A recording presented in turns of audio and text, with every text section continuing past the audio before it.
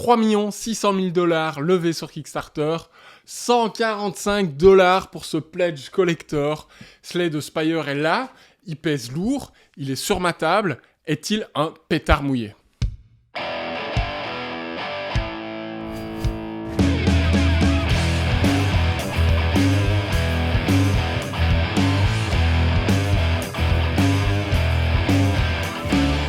Salut, c'est Boris de Rue du Jeu, j'espère que vous allez bien. On se retrouve pour une vidéo d'impression à chaud. Je viens de recevoir Slay the Spire, je l'ai reçu littéralement hier. Et comme je sais que c'est un jeu très attendu, j'étais le premier à l'attendre. J'ai passé 250-300 heures sur le jeu vidéo. C'est important, on y reviendra après.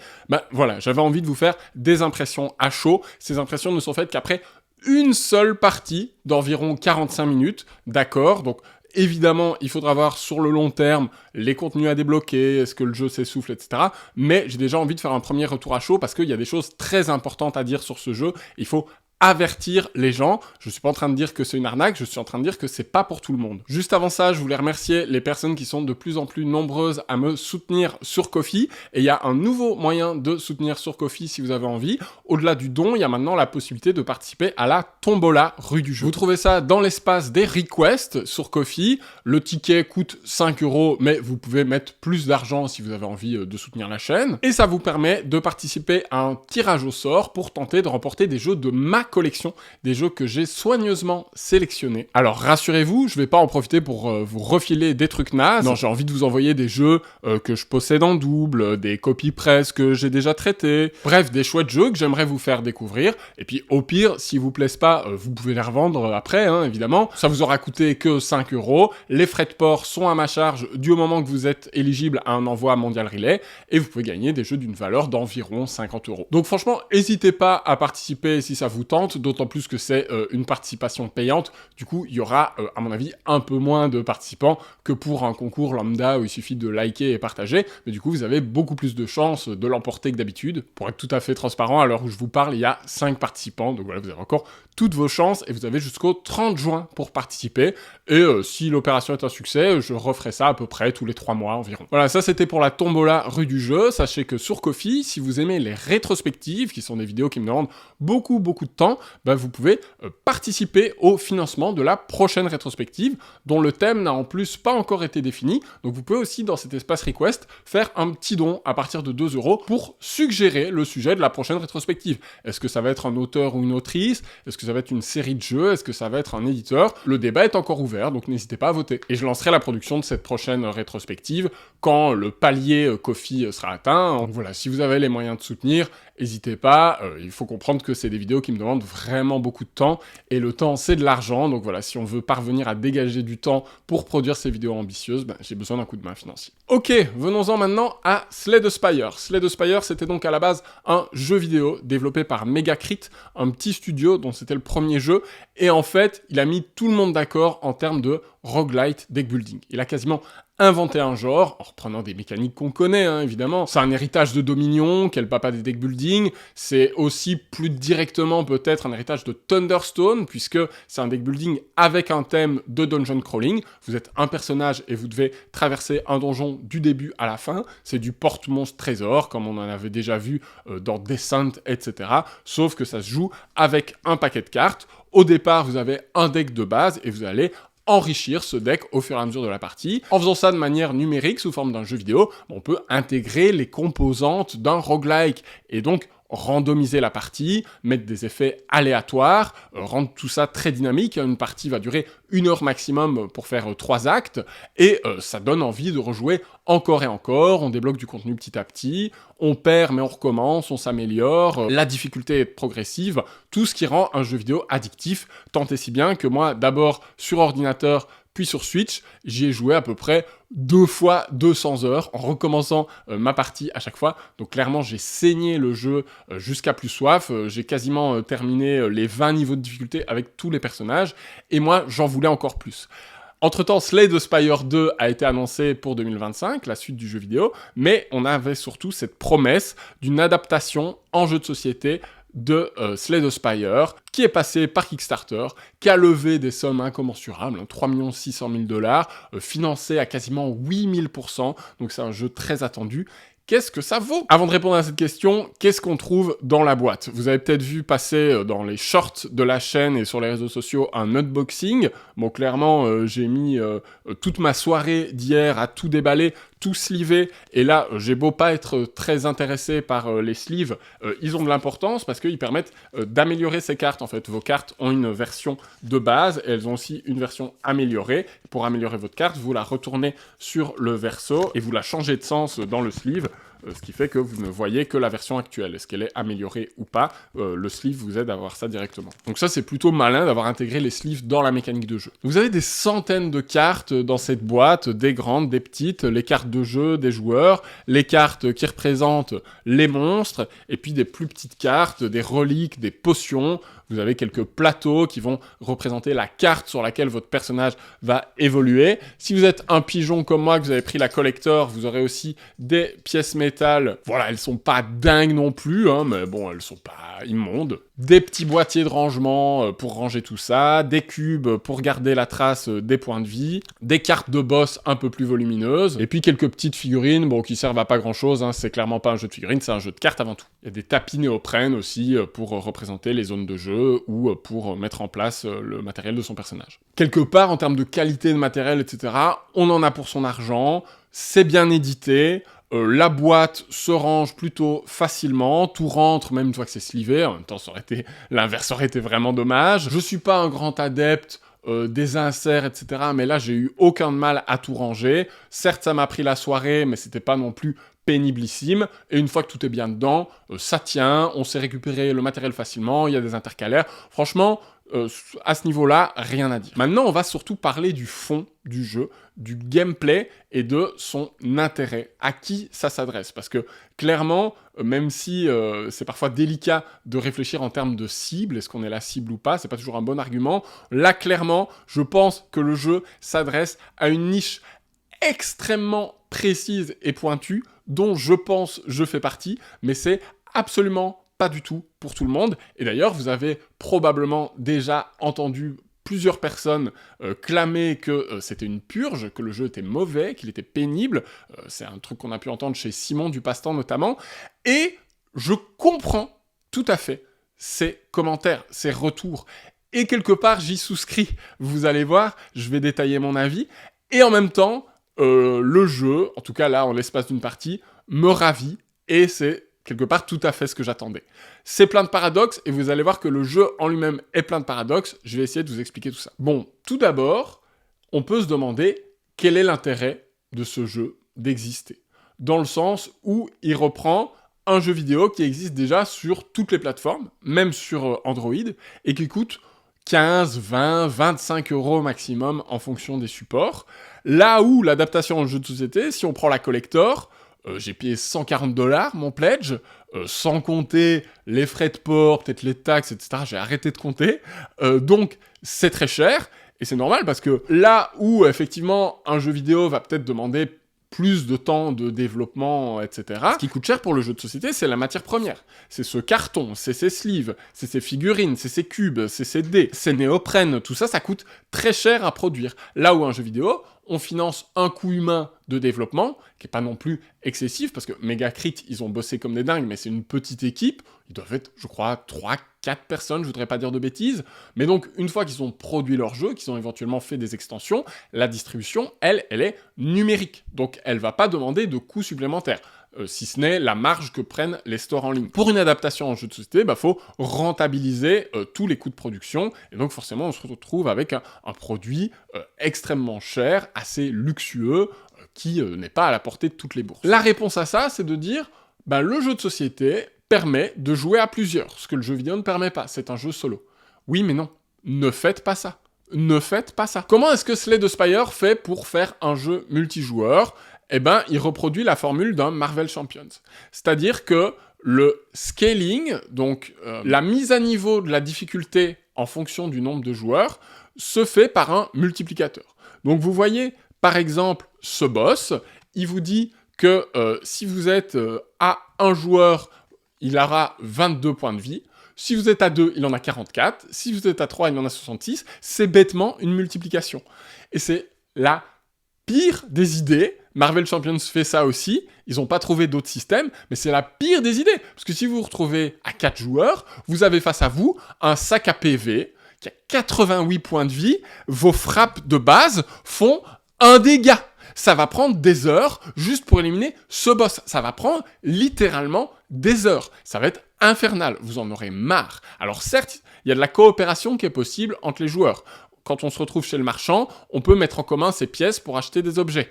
On peut taper sur les ennemis qui attaquent les autres joueurs. Parce que comment est-ce qu'on fait quand des ennemis arrivent? On se met en colonne nos différentes figurines et chacun a sa rangée d'ennemis à combattre. Mais moi, je peux aller interagir avec la rangée de mon partenaire et l'aider à anéantir un ennemi qu'il aura un peu du mal à combattre.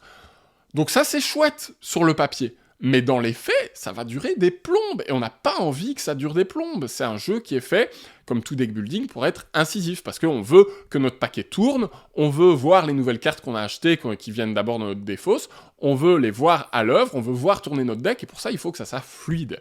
Et Slay the Spire, à plusieurs joueurs, je n'ai pas essayé, mais je peux vous l'assurer, ça ne peut pas être fluide. Il y a de la manutention, il y a des cubes à déplacer, il y a des dés à lancer, ça ne peut pas être fluide. C'est la pire des idées d'y jouer à plus de 2.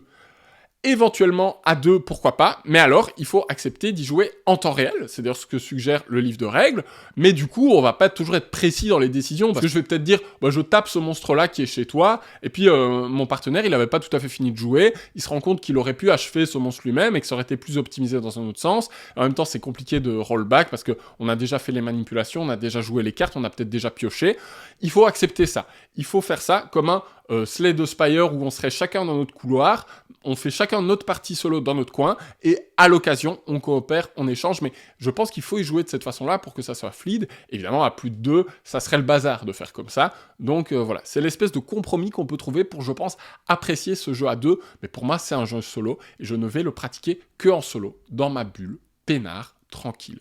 Et si vous voulez jouer à ce jeu, que ce soit en solo ou à 2, je vous recommande très fortement d'être, comme moi, un geek fini de la version jeu vidéo.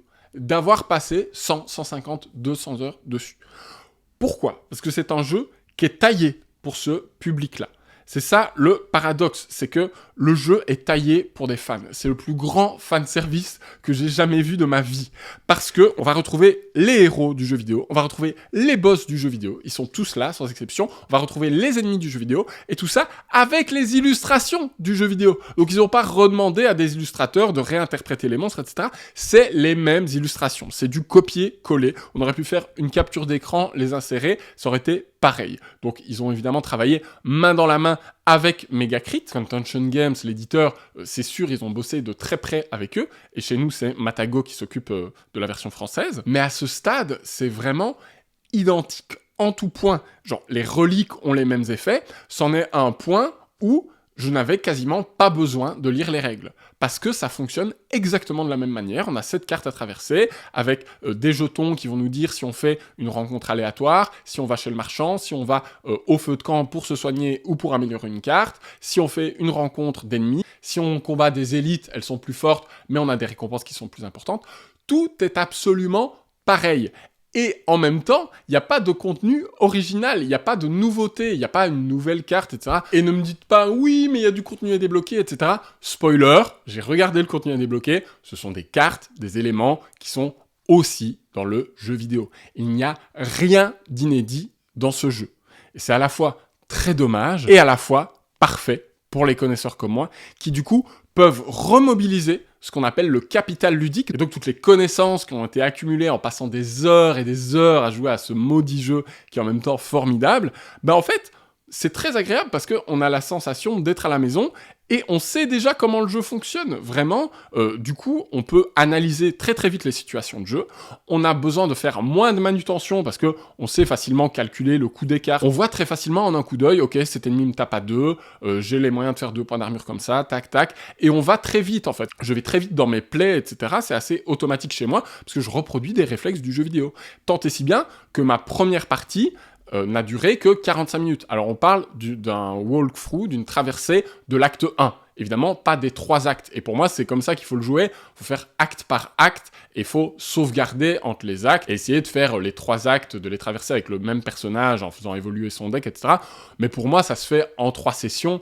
Allez, peut-être d'affilée si vous êtes vraiment chaud, mais je pense que c'est un jeu, comme il a quand même un petit peu lourd dans les manutentions, c'est plus agréable, et il faut avoir le luxe d'avoir une table dédiée, etc., pour le laisser de côté, ou le courage de le ranger, de le ressortir à chaque fois, mais pour moi, il doit se picorer par petites sessions pour rester digeste. Mais voilà, 45 minutes, j'avais déjà traversé l'acte 1 et complètement roulé sur le boss. Pourquoi? Parce que je suis dans le mode de difficulté de base, et que j'ai joué mon perso préféré, le défectueux, je crois en français, qui a une mécanique d'orbe que je trouve absolument fascinante, qui là est reproduite quasiment à l'identique. Donc j'ai pu reprendre les réflexes que j'ai accumulés en jouant ce personnage, et du coup, forcément, j'éclate le jeu. Est-ce que c'est grave? Non, le jeu donne du contenu dans la boîte pour faire monter la difficulté, et peut-être que je vais brûler quelques étapes pour que ça soit un petit peu plus complexe. Je vais déjà voir en allant au bout de l'acte 2 et puis de l'acte 3, si la difficulté est bien dosée, etc. Mais voilà, a priori, ça a l'air plutôt assez bien équilibré en solo. Il y a des petits ajouts, il y a une petite relique particulière, on commence avec 2 pièces en plus, etc. quand on joue en solo, donc ça m'a l'air assez bien pensé. Donc en fait, vraiment, je suis partagé parce que, à la fois, je trouve que c'est une très mauvaise adaptation, dans le sens où il n'y a rien qui est adapté. C'est un portage, en fait. Il y avait quelqu'un qui disait ça dans le même commentaire, c'est très juste, c'est un portage. C'est comme si on avait la version PlayStation 4 de Slay the Spire, elle a été portée sur Switch. C'est comme si on avait pris ce jeu vidéo et qu'on l'avait porté sur un nouveau support. Là, c'est un support physique, mais c'est quasiment identique. Donc en termes d'adaptation, il n'y a rien qui est adapté. Adapté, ça veut dire modifier des éléments pour correspondre mieux à ce nouveau support. Ici, c'est trop léger pour parler d'adaptation. C'est une très mauvaise adaptation. Et Dieu sait qu'adapter un jeu vidéo, c'est très compliqué. J'ai beaucoup d'espoir en Dead Cells pour ce cas-là. On a vu des cas de vautrage complet comme la 8-bit box de Yellow. Si ça vous intéresse de creuser le sujet, j'ai fait une vidéo sur la question il y a déjà un bout de temps, mais elle est un peu passée inaperçue. J'immobilise modestement quelques petites notions de science du jeu, etc.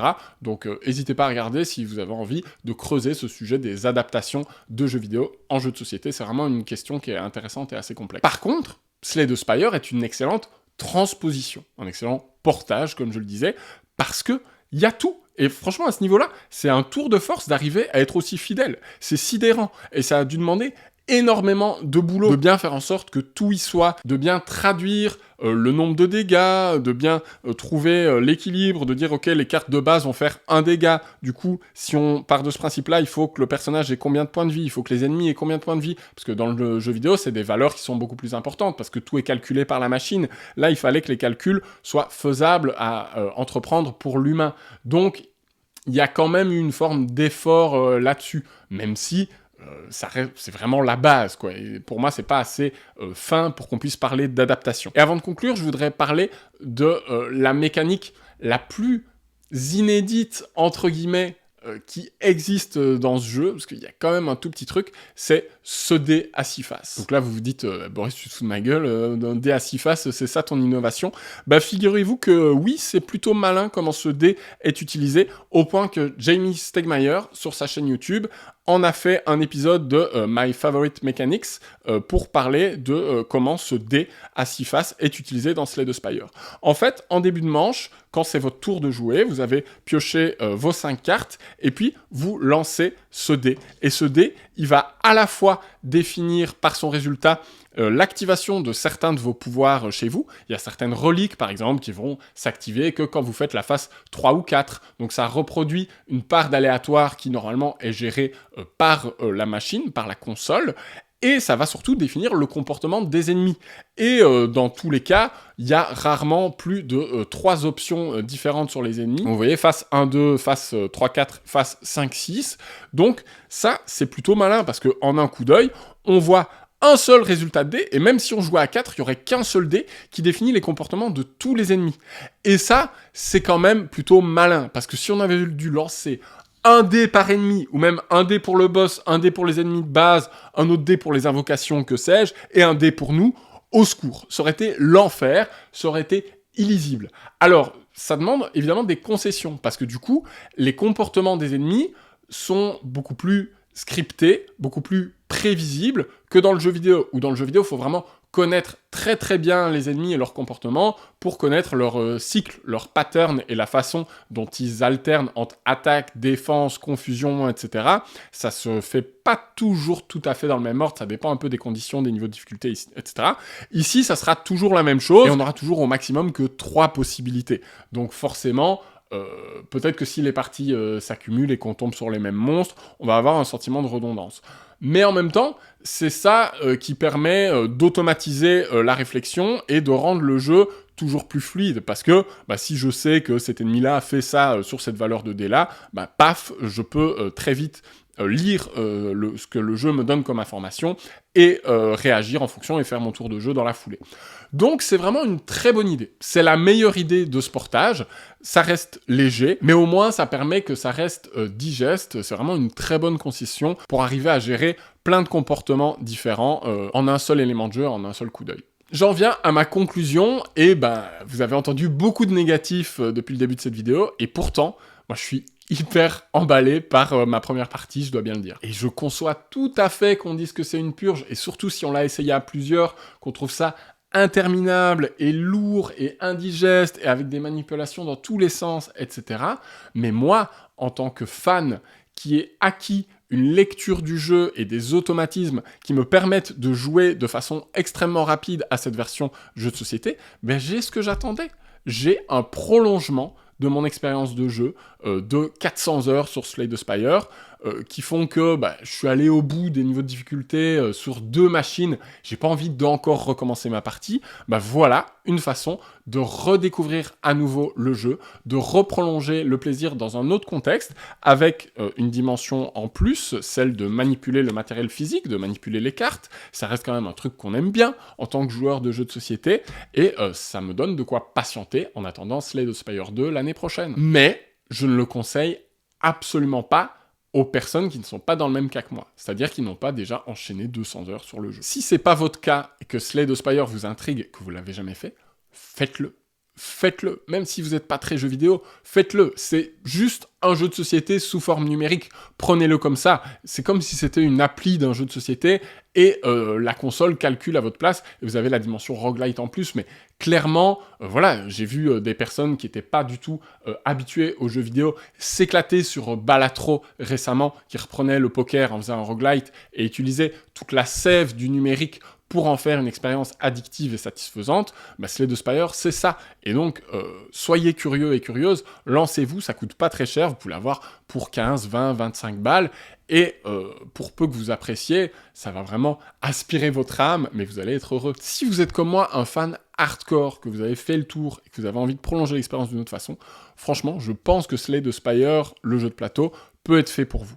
Mais attention, n'espérez pas y trouver de l'inédit, n'espérez pas y trouver un renouvellement, c'est juste un prolongement, un décalage, un déplacement d'une expérience que vous avez déjà vécue dans un autre contexte, dans un contexte physique qui installe un rapport à l'objet, qui installe un rapport à l'aléatoire un peu plus visuel. Vous voyez des lancers de dés se réaliser sous vos yeux, mais ça s'arrête là. Et vraiment, je conseille plutôt aux gens qui ont fait 100, 200 heures que les gens qui auraient fait 10 heures, parce qu'il faut avoir acquis cette maîtrise extrême du jeu pour pouvoir automatiser votre comportement et faire en sorte que ça soit fluide, que les manipulations soient pas trop pénibles, que vous n'avez pas besoin de retourner à la règle, que vous n'avez pas besoin de vous dire « Attends, cet effet-là, ça fait quoi encore affaibli? C'est quoi la différence avec vulnérable, etc. » Non, il faut que vous connaissiez tout ça par cœur, sur les bouts des doigts, pour que le jeu de plateau puisse être appréciable. Donc moi, c'est un jeu que je vais garder, c'est un jeu auquel je vais rejouer, c'est sûr. On verra au fil des parties et au fil des mois, vous me connaissez, je suis pas du genre